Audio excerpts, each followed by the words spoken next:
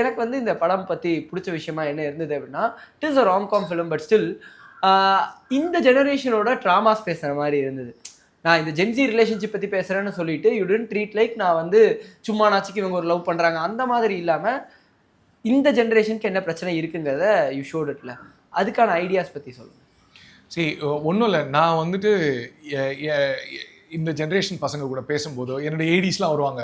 So young ஏடிஸ்லாம் அவங்ககிட்ட பேசும்போது எனக்கு ஒன்று தான் தெரிஞ்சுது. எமோஷன்ஸ் அண்ட் அதுக்கான ஒரு காதலாக இருக்கட்டும், ஒரு ரிலேஷன்ஷிப்பாக இருக்கட்டும், அதுக்குள்ளே நீங்கள் போனீங்கன்னா அதோட பிரச்சனைகள் வந்து தொன்று தொட்டு நாட் ஜஸ்ட் ஜென்ரேஷன், லைக் எங்கள் ஜென்ரேஷனோ அதுக்கு முன்னாடி ஜென்ரேஷனோ எல்லாத்துலேயுமே பிரச்சனைகள் ஒன்று தான். அதுக்கு வந்து இந்த ஜென்சி வந்து ஒரு பேர் வச்சிடுறாங்க. ஓகே, முன்னாடி வந்து பேச மாட்டேன் போன்னு சொல்லிட்டு போயிட்டாங்க அப்படின்னு சொன்னால், அதாவது உங்கள் கூட திடீர்னு பேசாமே போயிடுவாங்க.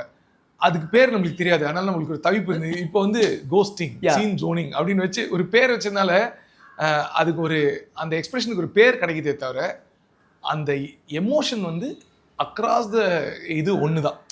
ஸோ அதனால இந்த ஜென்சி கிட்ட எங்ககிட்ட நாங்கள் பேசி என்ன தெரிஞ்சுக்கிட்டோம்னா அதோட பேர் மட்டும் தெரிஞ்சுக்கிட்டோமே தவிர த எமோஷன் வாஸ் த சேம்னு எவ்ரிபடி அக்ரீட்.